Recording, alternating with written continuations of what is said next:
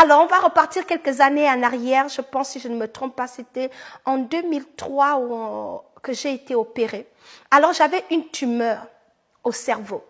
Une grosse tumeur s'était développée. Lorsque vous me regardez, aucune d'entre vous ne peut savoir que j'ai subi cette opération qui m'a gardée à l'hôpital près de 3 mois. C'était grave.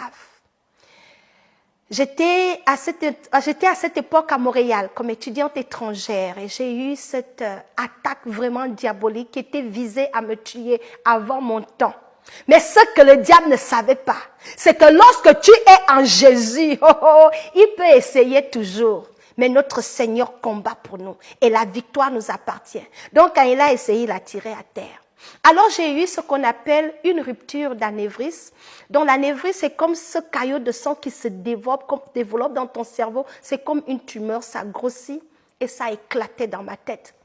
J'étais étudiante étrangère sans argent, je n'avais pas de famille au Canada, j'étais seule. Donc c'était assez grave. J'ai dû subir une intervention chirurgicale où on a dû, le neurochirurgien, ils ont dû m'opérer. Mais lorsque les ambulanciers me trouvent, le truc avait éclaté déjà, ça faisait longtemps. Pour ceux qui m'ont vu, il paraît que j'étais pâle, la peau de mon corps avait changé, j'étais morte. Je délirais, je ne peux pas vous raconter ce que je disais. J'étais entre la vie et la mort. Je parlais des choses qui ne faisaient pas de sens.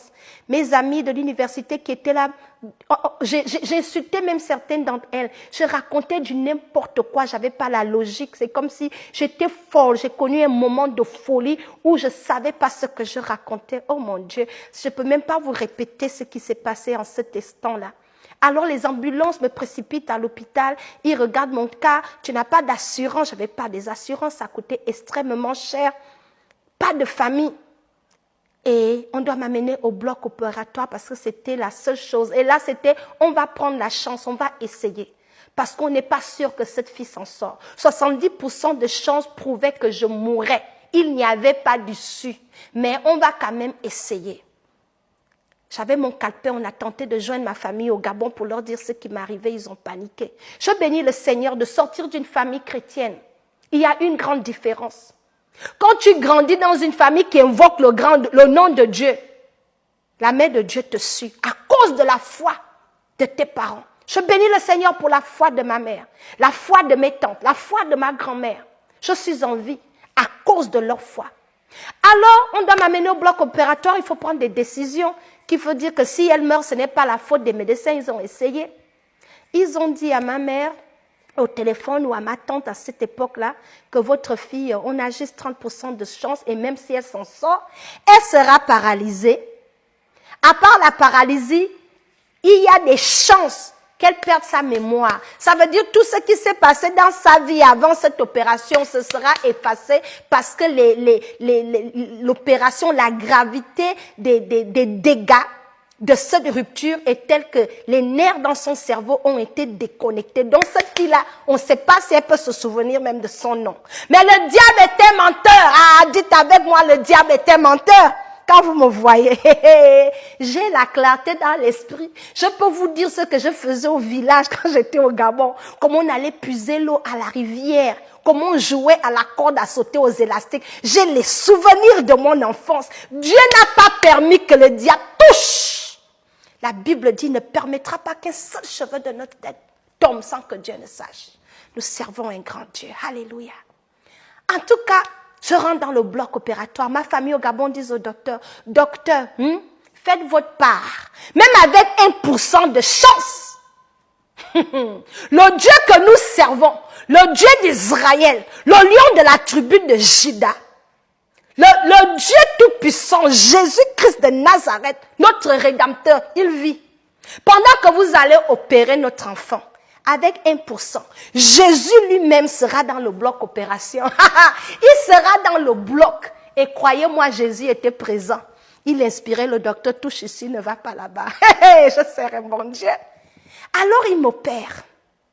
Je reste à l'hôpital. Après l'opération, ma tête était comme ça, les filles. J'ai des photos. Je dormais dans des tourments. C'était comme s'il y avait le feu dans ma tête. La douleur était difficile. Oh! C'est comme si on t'avait déversé l'essence et généralement la nuit. La nuit, c'était l'enfer. J'ai eu des enfants, j'ai eu des contractions. Mais cette douleur-là au cerveau, on a cassé le crâne.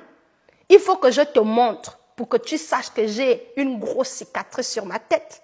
Jésus est bon. Jésus est bon. J'avais des longs cheveux jusqu'ici en grandissant. Cette opération-là a tout enlevé.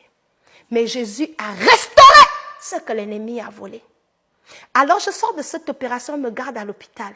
La facture, près de combien de millions il faut payer? Sans argent. Où? L'argent d'où? Je n'ai pas de père. C'est ma mère qui s'occupait de 3 enfants, mes tantes, mes sœurs au Gabon, ma famille, mes oncles se cotisaient, se cassaient la tête pour essayer de m'aider. Mais le Dieu que nous servons est fidèle. L'or et l'argent l'appartiennent. Aux hommes, cela est impossible. Mais avec Dieu, tout est possible. Tout. Quand je dis tout, tout est possible avec Dieu. Il a payé la facture de l'hôpital qui s'est élevée à près de 15 millions de francs CFA. Il s'est chargé de la facture. Il a suscité des voies et moyens pour payer ça. Je sors de l'hôpital dans la douleur. J'ai passé 2 sessions, quasiment 2 sessions à l'université de perdu. Je ne pouvais pas apprendre. J'accumule le retard. À l'hôpital, déjà, je vais vous dire, j'ai passé des semaines, des mois à être réanimée, réapprendre à marcher. Tous les jours, on m'apprenait encore à me tenir sur mes pieds. Il fallait faire des exercices chaque jour, pendant 30 minutes. On m'amenait en salle pour essayer d'apprendre à marcher, pour redonner vigueur à mes pieds. C'était difficile. Je me disais, ce que les docteurs ont dit est peut-être vrai. Croyez-moi, j'étais seule.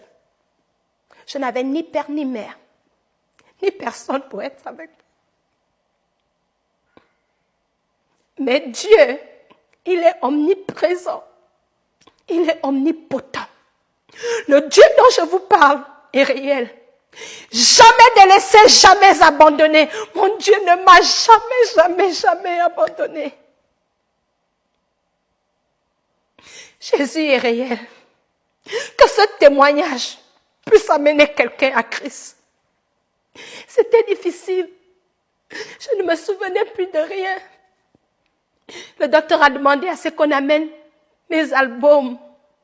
Je vous encourage au passage de favoriser les moments que vous passez avec les membres de vos familles. Quand je suis venue au Canada, j'ai amené cet album. Que j'avais mes souvenirs, tout le monde dans ma famille, mes cousins, mes cousines, mes tantes. J'avais les photos de tout le monde. Lorsque je savais que je devais voyager, je me suis assurée d'amener les photos de tout le monde parce que j'avais la nostalgie de ma famille. C'est cet album-là. Quand je préparais cet album au Gabon, je ne savais pas que c'est cet album-là qui devait réactiver ma mémoire. Chaque jour, le docteur venait, il me demandait, tu connais telle personne? Et je ne connaissais pas.